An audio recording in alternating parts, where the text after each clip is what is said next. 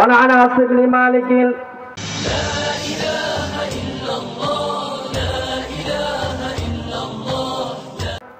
قال ما منكم اجتمعوا يذكرون الله لا يريدون بذلك إلا وجهه إلا ناداهم مناد من السماء أن قوموا مغفورا لكم قد بدلت سيئاتكم حسنات হযরত আনাস রাদিয়াল্লাহু তাআলা আনহু হতে বর্ণিত, যদি কোনো সম্প্রদায় মাওলাকে রাজি খুশি করার উদ্দেশ্যে জিকিরের জন্য বসে যায়, জিকির শেষে যখন ওই জাকিররা মাজলিস ছাড়তে থাকি, তখন আসমান থেকে একদল আহ্বানকারী ফেরেশতা ডাক দিয়ে বলে, ওহে জাকিরিন, সুসংবাদ শোনো, আল্লাহ রাব্বুল আলামিন তোমাদের ইবাদতে খুশি হয়ে তোমাদের জীবনের সমস্ত গুনাহ খাতাগুলোকে মাফ করে দিয়েছে।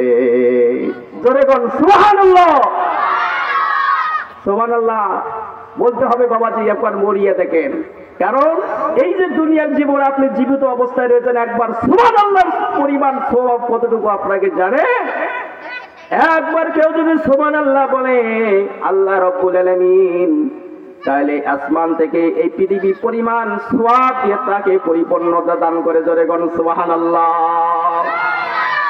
শুধু তাই নয়, সম্মানিত বাবাজিরা আমার, আপনার জীবনের যে সমস্ত গুনাহ খাতাগুলো ছিল, ওই গুনাহ খাতাগুলোকে মাফ করে দিয়ে তা আবার নেকের মাধ্যমে পরিবর্তন করে দিয়েছেন। জোরে বল সুবহানাল্লাহ। তাহলে বলেন তো, এই মাজলিসটা কি দামি না? বলেন, এই মাজলিস যেখানে কোরআনের কথা হয়, হাদিসের মধ্যে আছে যারা এই মাহফিল শুনতে আসে তাদের যে ওয়ারিসগুলো কবরবাসী হয়ে গেছে তাদের গুনাহ তো মাফ হয়, যেগুলো কবরবাসী হয়ে গেছে তাদেরও গুনাহ খাতাগুলো আল্লাহ পাক মাফ করে দিয়ে তাদেরকে মাফ করে দেন। জোরে সুবহানাল্লাহ। তাহলে কোরআনের কথা যেখানে হয় সেটা বাগানটা হয় জান্নাতের বাগান। কিসের বাগান বলেন? এখানে বলেন তো কোথা থেকে কথা হবে? কোরআন থেকে না? জোরে বলেন, আমরা কি শুনবো ইনশাআল্লাহ? একটা তাকবীর দেন, নারায়ে তাকবীর, নারায়ে তাকবীর, নারায়ে তাকবীর। তাহলে ঠিক আছে বাবাজি, আপনাদের ভিতরে কি আছে? ইমানের জজবা রয়েছে, তাহলে আলোচনা করে মজা হবে। জোরে বলেন ঠিক কিনা?